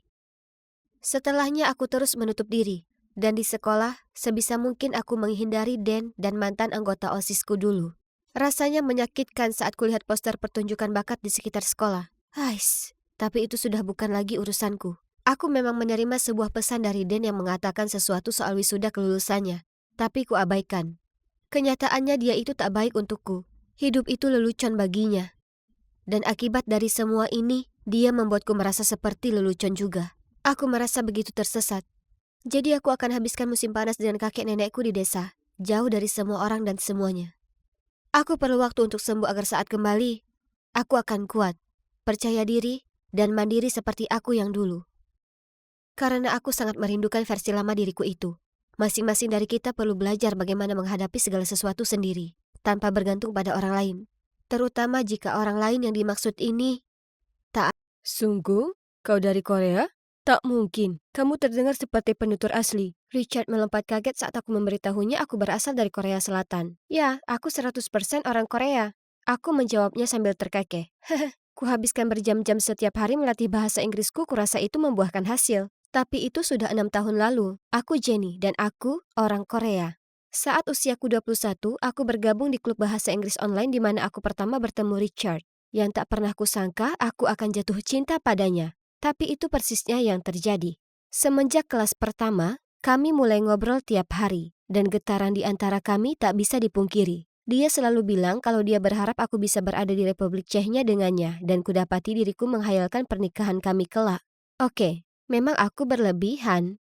Tapi dia sungguh luar biasa. Setelah sebulan lamanya ngobrol tanpa henti, aku sadar aku mungkin akan gagal kuliah jika aku tak mulai menyusun prioritasku dengan benar. Tapi yang bisa kupikirkan hanya dia. Dan kapanpun kami tak sedang ngobrol, aku menguntitnya di media sosial. Dan kapanpun kulihat dia ditandai dengan cewek lain, aku jadi sangat cemburu. Ini tidak sehat. Maksudku, aku belum pernah bertemu dengannya di dunia nyata. Tapi kami masih terus jatuh hati satu sama lain. Dan dia bahkan mengenalkanku kedua sahabatnya, Anastasia dan Pavel, lewat obrolan video.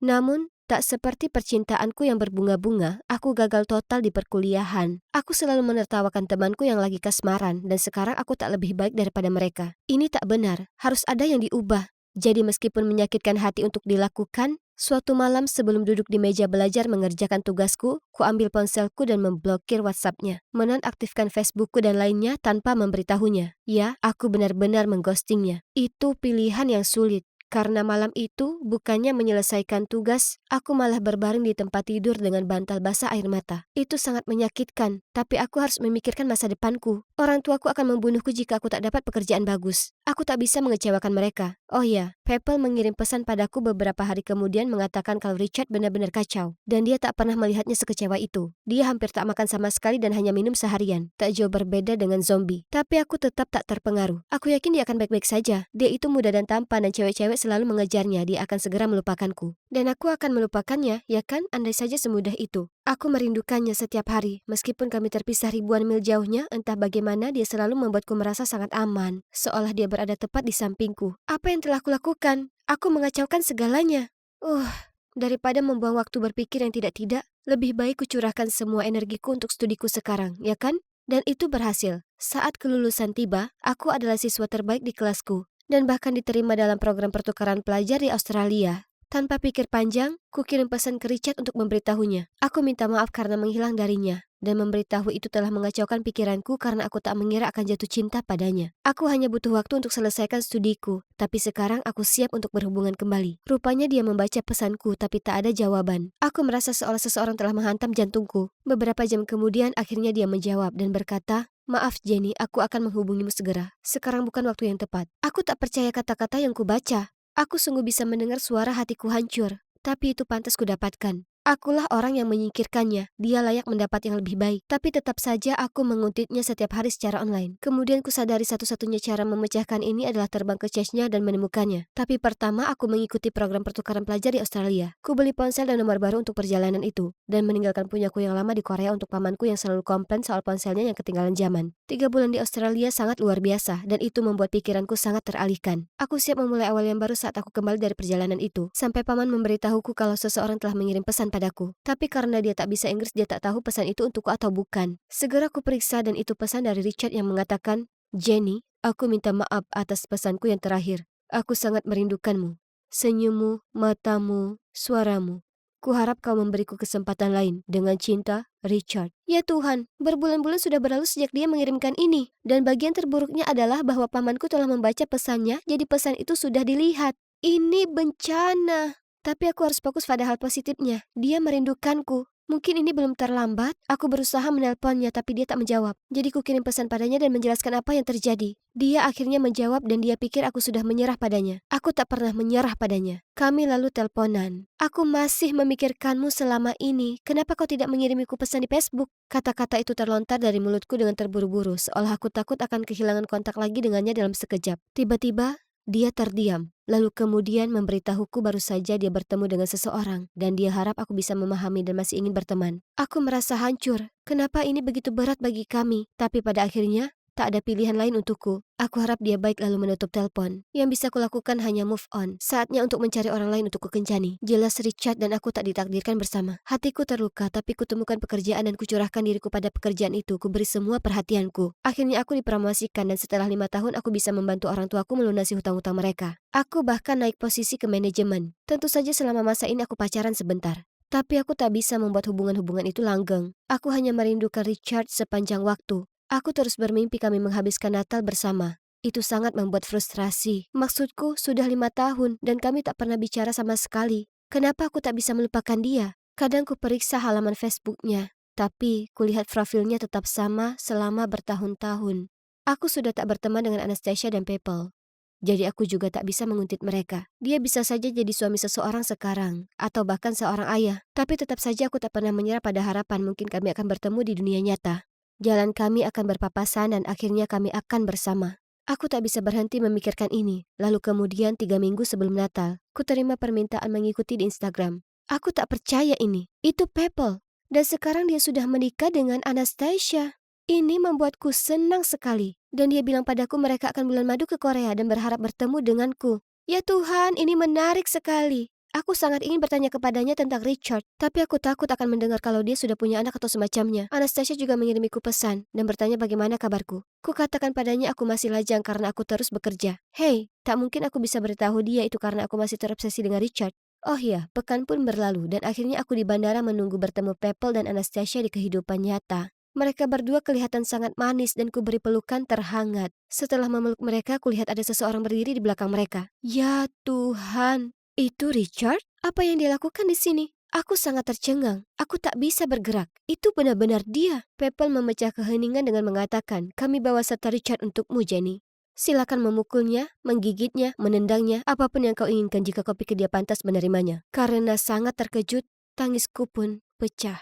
Sudah 6 tahun lamanya tanpa berita, dan sekarang disinilah dia sedang memandangku. Kutanya ke diri sendiri apa aku bisa memeluknya, tapi aku tak punya kesempatan untuk menjawab pikiranku karena dia berlari ke arahku dan mengangkatku di lengannya. Mendekapku erat. Dia lalu berbisik di telingaku, aku minta maaf Jenny, tolong jangan menangis. Aku di sini, aku tak akan meninggalkanmu lagi, aku janji. Tapi apa aku bisa mempercayainya? Aku masih kaget saat mengantar mereka ke hotel, dan sekali lagi saat aku mengantar mereka keluar makan makanan Korea. Aku gugup jalan bersama mereka. Tapi kami sungguh menikmati malam yang luar biasa, makan, minum, dan tertawa. Besok Pebble dan Anastasia memulai bulan madu mereka. Jadi mungkin saat itu Richard dan aku akan punya waktu sendiri bersama untuk membahas apapun yang terjadi di antara kami.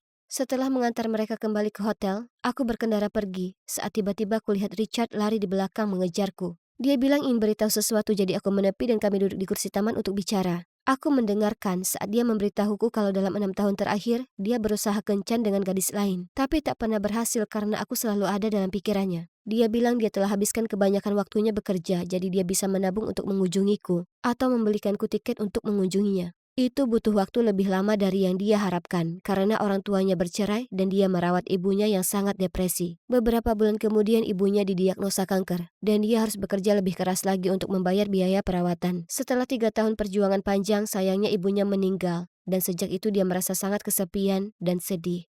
Suatu hari dia minta Pebble menghubungiku entah bagaimana caranya. Dan saat dia tahu kalau aku masih lajang, dia senang sekali dan putuskan sudah tiba waktunya datang ke Korea dan bertemu denganku. Katanya melihatku di kehidupan nyata telah membuatnya makin jatuh cinta padaku, yang dia tak pernah menyangka itu bisa terjadi. Kemudian dia memelukku erat dan aku tak bisa berhenti menangis. Kami habiskan Natal bersama, persis seperti yang selalu aku bayangkan. Dan ya, sisanya kalian tahu sendiri. Sekarang aku mengemasi tasku untuk terbang ke Republik China untuk bertemu Richard. Aku tak sabar ketemu keluarganya, dan kalian tak akan percaya. Tapi kami bahkan berencana menikah. Pertanyaan besarnya adalah, di mana kami akan tinggal? Apa sebaiknya aku ke sana atau sebaiknya dia pindah ke Korea? Jujur saja itu tak masalah. Selama kami bersama, itu sempurna. Jadi memang benar apa kata mereka. Jika sesuatu sudah ditakdirkan, itu akan terjadi meski butuh waktu setahun atau 6 tahun. Yang ku tahu adalah aku lega aku sudah bersabar. Karena aku tak pernah sebahagia ini. Panggilan Bhumika Autumn. Berhenti menatap saudaraku yang payah itu dan dengarkan aku. Aku berbalik dan menatapnya. Ya ampun, ku harap wajahku tak memerah. Ya, maaf. Aku bergumam. Dia menggelengkan kepala padaku. Semakin dingin. Dia melilitkan jaketnya lebih erat di tubuhnya. Oh ya, kau pasti tak sabar dengan acara menginap di akhir pekan ini? Jadi, kau tetap akan bawa kopermu yang penuh baju Chicago keren itu kan? Tentu, itu semua akan jadi milikmu. Aku tersenyum, tak mampu menahan diri berusaha melihat kakaknya dari sudut mataku. Dan kau janji akan memberi waktu untukku dan set berduaan kapanpun ku kedipkan mata ke arahmu? Aku memastikan. Tentu, kau bisa mengandalkanku. Cuma jangan ciuman di depanku. Bleh. Jadi, namaku Autumn dan aku gadis Chicago yang kini tinggal di kota kecil Texas. Kalian tahu, setelah karantina pertama dicabut, kami pindah ke sini supaya orang tuaku bisa merawat nenek. Sekarang, aku baru di sekolah. Tapi untungnya semua orang sepertinya baik. Terutama cewek yang duduk di sampingku di kelas bahasa Prancis ini, si Lilian. Dia belum pernah keluar Texas. Jadi dia senang sekali mendengar ceritaku tentang Skydeck dan festival Lollapalooza. Hebatnya lagi, dia punya saudara kembar terseksi yang pernah ada. Namanya Seth. Dia bahkan lebih tampan dari Justin Bieber. Aku bisa menatapnya seharian. Texas terkenal akan banyak hal. Cuaca panas terik, barbecue, dan rodeo. Tetapi salju bukanlah salah satunya. Anehnya, di musim dingin ini diperkirakan akan terjadi badai salju. Dan tentu saja, Lilian sangat senang seperti anak kecil di malam ulang tahunnya. Duh, cuaca dingin. Aku sudah bosan dengan itu. Tapi tak bisa kutolak ajakan menginap sedangkan Seth akan ada di sana, ya kan? Ini kesempatan sempurna untuk bisa dekat dengannya. Maksudku, tak ada cowok jomblo manapun yang bisa menolak cewek yang menyatakan perasaan mereka di hari pertama turun salju. Terutama yang berasal dari Texas yang cerah. Aku bisa jadi putri salju untuknya di dunia nyata. Lilian kemudian mulai mengoceh soal semua rencana akhir pekannya. Antisipasinya yang berlebihan sangatlah lucu. Maksudku, itu kan cuma salju. Tapi kurasa bagi cewek yang bahkan tak punya boots hujan, ini merupakan momen yang sama penting seperti Thanksgiving. Aku mungkin tak sebersemangat itu membayangkan melihat salju. Tapi aku ingin, meski sedikit gugup, bisa bertemu Seth. Kami semua akan habiskan akhir pekan bersama di pondok peristirahatan keluarga Lilian. Dan tanpa ada orang tua. Ya, zona bebas orang dewasa. Itu terdengar seperti surga, ya kan? Pagi itu Trevor dan Lilian datang menjemputku. Lilian sangat senang ketika melihat koper besarku berisi baju musim dingin yang kujanjikan padanya. Sampai-sampai dia sendiri mampu masukkan itu ke bagasi mobil tanpa usaha. Dia pasti sangat menyukainya, ha? Oh iya, maaf, aku lupa sebutkan Trevor. Dia itu cowok kutu buku di kelas kami dan juga teman baik Seth. Semua orang tahu dia suka Lilian, tapi sudah jelas Lilian tak suka. Dia hanya ingin seorang pesuruh. Jadi tak mengejutkan kalau Trevor mau bergabung dengan kami di acara ini. Dan dengan sukarela mengantar Lilian dan juga aku, rupanya, menuju tempat tersebut. Oke, sebelum kau bertanya, Seth sudah tiba di pondok karena dia harus bawa makanan dan siap-siap. Jadi, jangan khawatir, kau akan segera ketemu pangeran tampanmu.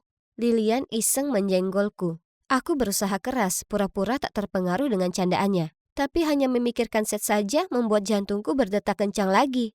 Kami tiba di rumah kayu yang cantik di luar kota. Kubuka pintu dengan semangat lalu berkeliling ke dalam mencoba mencari Seth. Oh, itu dia, di halaman belakang, memanggang marshmallow. Betapa menggemaskannya dia terlihat memakai sweater itu. Tapi, oh, dia tidak sendiri. Ada seorang cewek sedang duduk di sebelahnya. Melihatku kebingungan, Lilian menuntunku keluar. Autumn, ini sepupu kami, Charlie. Lilian menunjuk cewek tadi. Dan ini Seth. Kalau kau tak tahu, dia menggodaku. Yesus, Lilian, tetaplah tenang. Dia membuatku memerah seperti tomat lagi.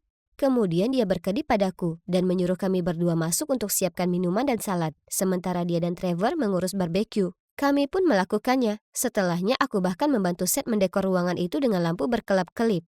Romantis, bukan? Ya, semestinya begitu kalau tak ada Charlie di sana. Dia tak mau tinggalkan Seth sendiri sebentar saja. Dia tak membantu. Dia cuma duduk di sana mengecat kukunya. Ya ampun, apa dia tak mengerti? Jadi, saat Seth pergi ke kamar mandi, aku mendatanginya. Dan sambil memaksakan senyum aku berkata, "Hei, di sini membosankan. Kenapa kau tak di luar saja?" "Enggak aku tak apa-apa." Dia perhatikan kuku-kukunya yang baru dicat. "Lilian perlu privasi dengan temannya. Lagi pula, Seth tak nyaman berada dengan orang asing." "Apa? Aku pergi ke sekolah yang sama dengannya. Jadi aku ini bukan orang asing. Cewek ini mengacaukan rencanaku." Tidak. Dia mengacaukan hidupku. Sejauh ini, malamku tak berjalan persis seperti rencana. Selain Charlie tak biarkan aku dekat-dekat dengan Seth, dia juga bersikap aneh di dekatnya. Diambilnya roti burger milik Seth dan menuangkan saus di atasnya. Ya ampun, memangnya dia itu siapa? Ibunya? Kemudian ada Trevor, yang terlihat benar-benar mematung saat Lilian berpegangan ke lengannya karena diserang serangga. Kukira Trevor menyukainya. Terserahlah, aku perlu waktu sendirian bersama Seth. Jadi aku mengedip ke Lilian, tapi dia hanya menatapku dengan tatapan kosong. Aku berusaha menendang kakinya di bawah meja, tapi dia menjauhkan kakinya dan sepertinya masih tak sadar. Aku tak tahan lagi, jadi aku masuk ke dalam untuk membuat coklat panas. Ku dengar langkah kaki di belakangku. Mengira itu Seth, aku berbalik siap untuk merayu. Tapi, itu cuma Trevor. Saat kau kembali ke Lilian manismu itu, Tolong bilang kalau aku ini tak kelilipan. Justru, aku berusaha kontak mata dengannya. Trevor bergumam. Katakan sendiri saja, dia bukan lilianku. Aku kesini untuk alasan lain. Hei, kenapa kau jadi tiba-tiba menggerutu? Ya ampun, aku cuma bercanda. Dia diam sejenak sebelum akhirnya mengatakan, Autumn, aku menyukaimu. Tapi Lilian baru saja memberitahuku kau suka Seth. Jadi aku tak bisa menunggu. Bingung, aku menjawab. Tunggu dulu. Jadi kau memberitahuku kalau kau suka padaku, bukan Lilian? Ya, tapi rencanamu dengan Seth tak akan berhasil. Cukup, aku tak menyukaimu. Sekarang tinggalkan aku sendiri. Aku segera pergi. Bersiap membuat cowok yang sebenarnya kusukai terkesan. Bukannya buang-buang waktu dengan kutu buku ini. Suara Lilian di luar menghentikanku. Kau ini mikir apa sih? Kenapa kau cium Charlie? Dia itu harusnya jadi sepupu kita. Tapi kan dia bukan. Lagian tenang saja. Autumn toh tak ada di sini. Seth mengangkat bahu. Dia bisa keluar kapan saja. Kita sudah sepakat, jangan kacaukan ini. Kalau tidak, aku mau uangku kembali. Apa-apaan? Kurasakan amarah bergejolak dalam diriku. Aku cukup yakin ada asap mengepul dari telingaku.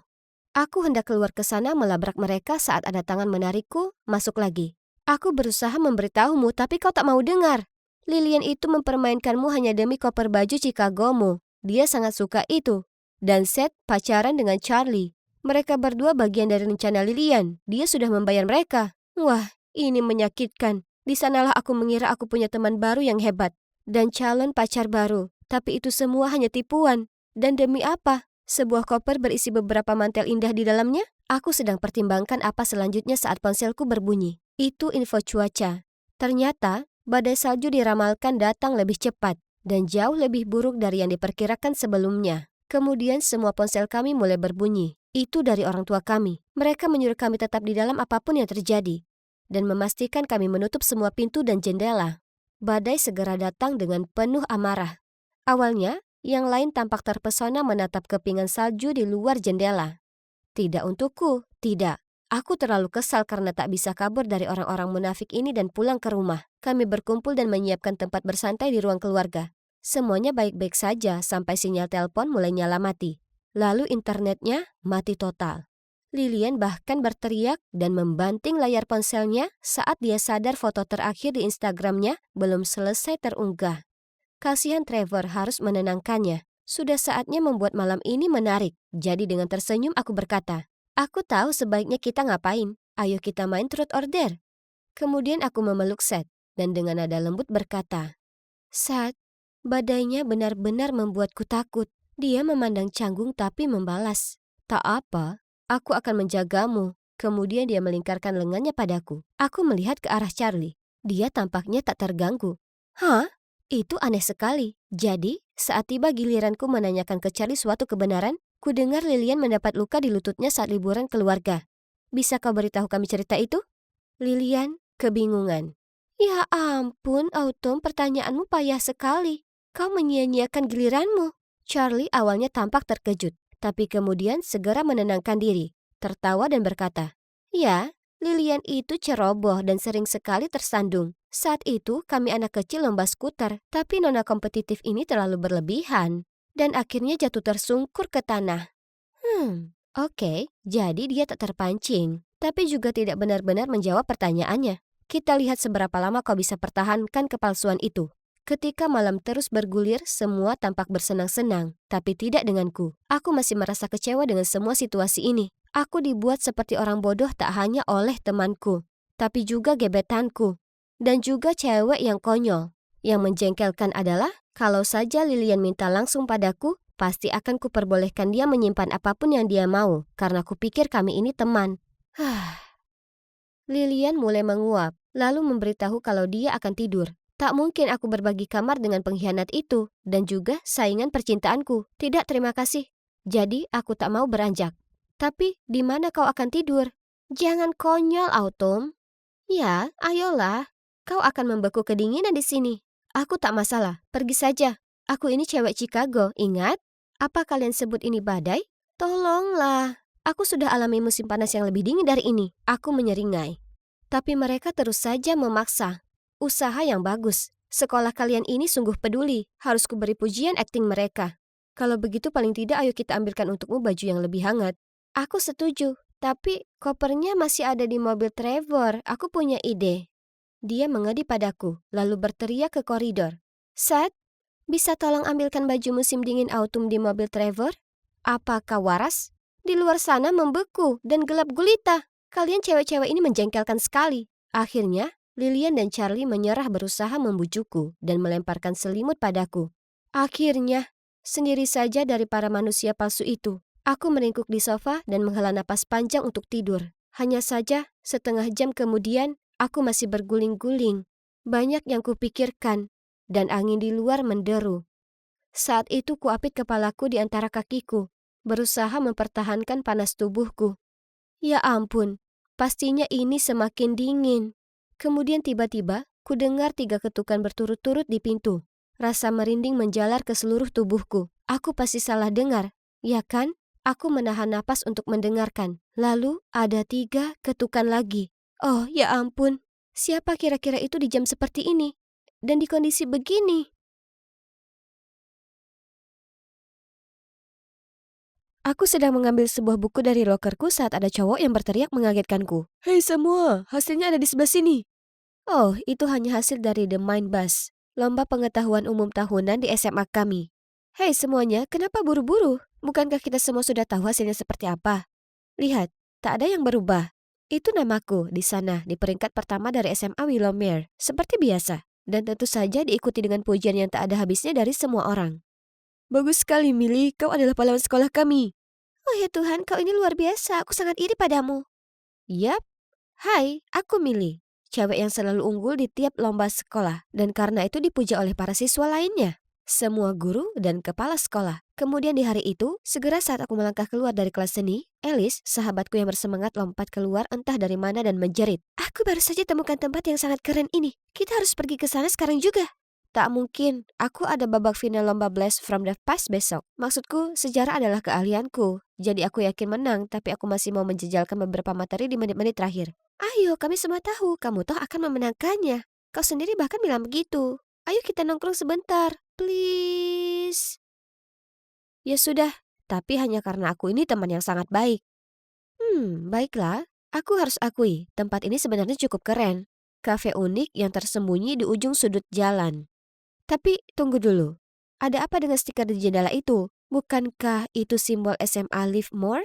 Tak mungkin kami jejakkan kaki di tempat tabu itu. Ku coba menarik lengan Alice dan memberi tanda agar kami pergi meninggalkan tempat. Tapi dia teguh pada pendiriannya dan menjawab.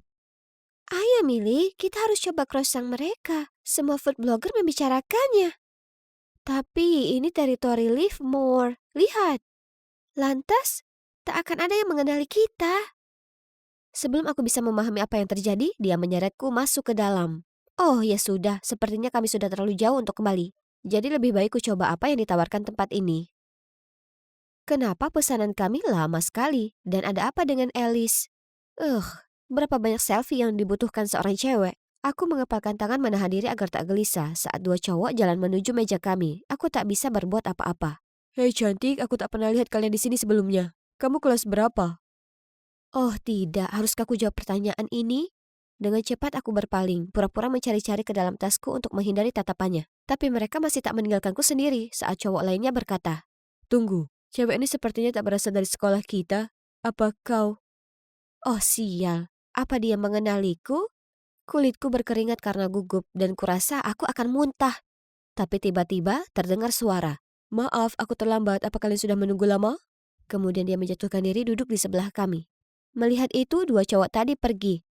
Phew, tapi siapa cowok ini? Apa kami mengenalnya? Oh ya Tuhan, Evan, ini kamu. Apa ini kolong Calvin Klein yang baru? Baunya luar biasa sekali padamu. Hah? Evan? Apa Evan Summers? Siswa terbaik Livermore alias saingan terbesarku di perlombaan besok? Di tengah kegembiraan Alice dan tatapan bingungku, Evan hanya tersenyum kecil lalu bangkit pergi. Dia memang malaikat yang dingin. Apa? Bagiku dia itu arogan. Kalian mungkin bertanya-tanya apa yang menjadi kesepakatan antara Willowmere dan Livermore ya kan? Keduanya merupakan SMA terbesar di kota ini, tapi sama seperti kutub magnet, Mereka saling tolak-menolak. Kedua sekolah ini sudah jadi musuh sejak lama, saling bersaing mulai dari prestasi akademik hingga kegiatan kolektif. Di perlombaan yang diselenggarakan oleh kota seperti maraton, dekorasi Halloween, dan bahkan lomba memasak. Dan tentu saja, siswa-siswa dari kedua sekolah itu saling benci sampai-sampai kami punya batasan di kota ini. Sebagai contoh, kafe ini hanya diperuntukkan siswa Lipmore, sedangkan hanya siswa Willowmere yang boleh masuk ke toko buku. Melanggar peraturan ini dapat menyebabkan terjadinya pembantaian. Sekolah menganggap ini sangat serius, karena itu bahkan ada aturan yang mengatakan kami tak boleh saling berinteraksi, dan pacaran adalah hal yang sangat dilarang. Kalian tahu, sebagai siswa terbaik Willowmere, aku tak boleh biarkan ada yang tahu aku sudah menjejakkan kaki di wilayah Livermore. Karena jika mereka tahu, hidupku tak akan ada artinya. Dan juga karena posisiku nomor 1, aku punya kewajiban membantu sekolahku memenangkan hadiah sebanyak mungkin. Dan lomba sejarah ini bukan pengecualian. Dengan cemas, kutunggu pemandu acara untuk mengumumkan hasilnya. Dan 20 poin terakhir diberikan ke SMA Livermore, yang menjadikan mereka pemenang lomba hari ini. Dari sisi lain aula, para siswa Livermore bertepuk tangan. Dan mereka semua menyerbu Evan dan memeluknya. Melihat Evan yang sombong dengan wajah penuh kemenangan membuatku makin kesal. Selamat, kau luar biasa. Alice, kita kalah. Hanya selisih 5 poin, peringkat kedua masih bagus. Tapi itu aku yang dikalahkan oleh si Evan itu. Alice yang malang berusaha untuk tetap senyum malu-malu padaku. Aku juga tak ingin melampiaskannya padanya, jadi aku segera pergi. Keesokan harinya aku sedang berjalan di koridor sekolah, sibuk dengan urusanku sendiri. Saat sekelompok siswa bergosip tentangku. Dia pasti kalah lomba dengan sengaja. Ya, pertanyaannya sangat mudah. Semua orang tahu kalau dolar US pertama dicetak di tahun 1862. Kenapa mereka katakan hal jahat seperti itu tentangku? Aku berusaha keras mengajukan ejekan mereka dan mengalihkan perhatianku dengan ponselku. Tapi, apa ini? Seseorang mengunggah fotoku, Alice dan Evan duduk bersama di kafe itu tempo hari. Oh tidak, dan parahnya lagi dari sudut ini, kami semua terlihat seperti dekat. Geram ku tinggalkan tempat, tapi Polly, gadis menyebalkan ini, menghadang jalanku dan mengejekku. Millie, kalau kau tak suka tempat ini, kau bisa saja pindah sekolah. Sengaja kalah dari Livermore itu sungguh memalukan. Aku tak melakukan hal seperti itu, dan itu bukan urusanmu. Aku segera pergi darinya dan teman-temannya yang menyeringai. Masalahnya sepertinya seluruh sekolah sudah melihat foto itu dan menyimpulkan kalau aku ini pengkhianat. Paling tidak keadaan tak mungkin lebih parah lagi ya kan? Salah. Nasib sialku berlanjut saat ku terima kembali esai bahasa Inggrisku. B-. Ini tak mungkin. Aku tak pernah dapat nilai kurang dari A, sekalipun. Aku sedang memeriksa tesku saat tiba-tiba ada pengumuman lewat pengeras suara memintaku datang ke ruang kepala sekolah. Millie, kau biasanya murid yang sangat unggul, tapi ku terima beberapa berita tak menyenangkan tentangmu akhir-akhir ini. Dan nilaimu sangat merosot. Aku hanya bisa menatap lantai dan bergumam. Saya menyesal sekali. Aku tak pernah dibentak oleh kepala sekolah sebelumnya. Ini adalah hari terburuk di hidupku. Bu Garcia terdiam beberapa saat sebelum dia melanjutkan. Namun, saya masih punya keyakinan padamu. Jadi saya akan beri kamu kesempatan terakhir untuk buktikan dirimu. Kota ini jadi tuan rumah camp mesin Rube Goldberg dan sekolah kita harus menang. Bisakah kau wujudkan itu, Millie? Kupaksakan tersenyum dan mengangguk. Tak masalah, Bu. Hadiah pertama akan jadi milik kita. Percayalah. Ini kesempatanku untuk tunjukkan ke semua orang kalau aku mengabdi ke sekolah ini. Namun ada satu masalah sepele yang sangat kecil. Fisika bukanlah keahlianku. Tak apa, aku hanya perlu lakukan yang terbaik ya kan? Kuhabiskan 2 minggu berikutnya membuat rencana, meneliti, dan menguji ide dengan kelompokku. Namun akhirnya kami berhasil ciptakan mesin Rube Goldberg yang sempurna. Mesinnya mencakup 15 langkah jenius untuk menyelesaikan tugas terakhirnya, yaitu menyalakan bola lampu. Akhirnya camp akhir pekan tiba, dan aku sangat bersemangat untuk pamerkan hasil karya timku. Besok akan kubuat nama Willowmere kembali ke puncak. Lalu tiba-tiba, Bu Garcia menepuk pundakku dan memberi isyarat padaku untuk pergi ke sudut kosong lalu berkata dengan cemas. Mesin Livermore sudah sangat dipuji oleh para juri. Kalau begini, kemungkinan besar mereka akan menang. Dan itu akan berarti penghinaan bagi kita.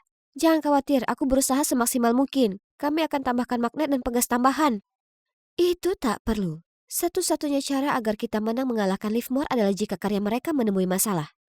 Ia menghela nafas kemudian berbalik untuk pergi. Merasa lesu aku memandang ke bawah ke arah kakiku. Itulah saat kulihat sebuah pisau lipat. Dengan nama Bu Garcia tercetak di atasnya, tergeletak di lantai. Aku memungutnya lalu memanggil Bu, Anda menjatuhkan pisau Anda. Tapi Bu Garcia tak berhenti berjalan dan tidak pula berbalik, dan hanya membuat gerakan menggunting dengan jemarinya. Apa mungkin kalau yang Bu Garcia maksud? Yep, sudah pasti, itu satu-satunya cara. Jadi malam itu, kutunggu hingga semua orang tertidur. Lalu aku menyelinap ke galeri dan memotong seutas kawat yang menahan bola lampu di model milik Lipmore. Seharusnya itu sudah cukup. Aku hendak meninggalkan ruangan ketika tiba-tiba lampu menyala. Apa yang kau lakukan di sini? Aku, kau baru saja melakukan ini ya kan?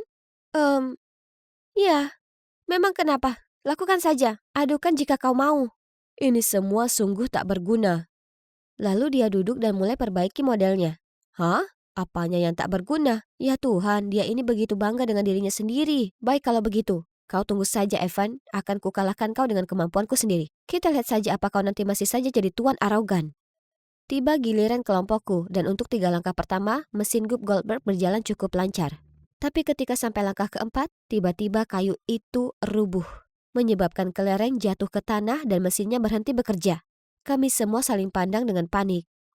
Tidak mungkin ini terjadi. Kami sudah menguji cobanya berkali-kali pagi ini dan mesinnya bekerja dengan sangat baik.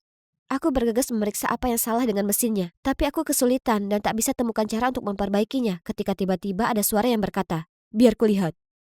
Aku mendongak. Itu adalah Evan. Aku menyingkir untuk memberinya ruang ketika tiba-tiba Bu Garcia muncul. Aku tahu apa yang terjadi di sini. Jelas SMA Livermore tahu satu-satunya cara mereka menang adalah dengan menyabotase karya terbaik. Seluruh aula mulai bergejolak, tapi kurasakan kulitku merinding karena gelisah. Aku tak terpikir ini perbuatan Livermore. Lihat Evan, dia bahkan tak repot-repot mengadukan ke juri tentang insiden kemarin malam. Segera setelahnya, kepala sekolah Livermore, Bu Haris berkata, "Bu Garcia, Anda tak bisa seenaknya menuduh kami tanpa bukti. Jelas Anda adalah pihak yang merasa perlu lakukan taktik curang untuk menang, bukan kami." Kemudian dia mengeluarkan ponselnya dan mengitari kerumunan orang banyak supaya orang bisa melihat. Aku terkesiap kaget. Di layar itu ada fotoku berdiri di samping model Livermore dengan sebilah pisau. Bu Haris melanjutkan, "Mengingat kami berhasil memperbaikinya tepat waktu, kami putuskan untuk tak menyebutkan apapun soal itu. Tapi kemudian Anda tega menuduh kami." Kerumunan orang melotot dan mencemoohku, dan aku ingin sekali lantai ini menelanku hidup-hidup. Aku sudah curahkan keringat dan air mata untuk menciptakan model kami, dan sekarang orang-orang hanya mengira aku ini curang. Bagian terburuknya adalah mereka benar. Aku begitu. Para juri pergi mendiskusikan ini. Kemudian mereka mengumumkan kesimpulan mereka. Willowmere telah didiskualifikasi. Segera Bu Garcia menimpali. Ini sangatlah tak adil.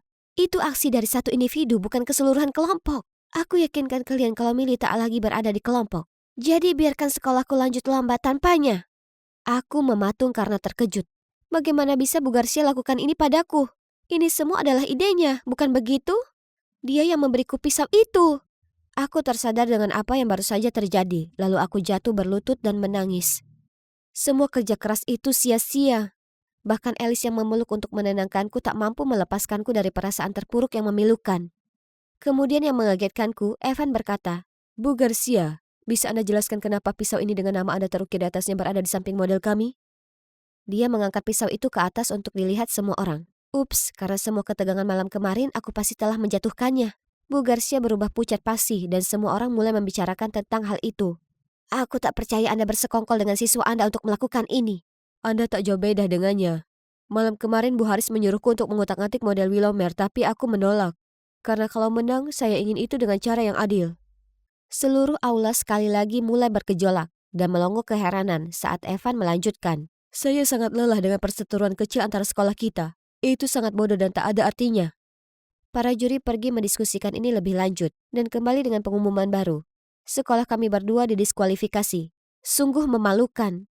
Tapi, ya, ini demi yang terbaik. Kami semua tak pantas berada di sini. Wah, sungguh peristiwa luar biasa. Skandal antar dua sekolah jadi gosip panas di kota selama berhari-hari. Mereka bahkan membahasnya di rapat kota bulanan. Itulah saat kebenaran muncul bahwa Bu Garcia dan Bu Haris punya sejarah buruk. Mereka berdua 1 tahun angkatan di sekolah dan berkompetisi sengit satu sama lain. Jadi, bertahun-tahun kemudian saat mereka berdua jadi kepala sekolah dari kedua sekolah tadi, mereka memulai perang kebencian ini. Pada akhirnya, kedua kepala sekolah dipaksa untuk mundur dari posisinya. Jadi, sekarang bagaimana?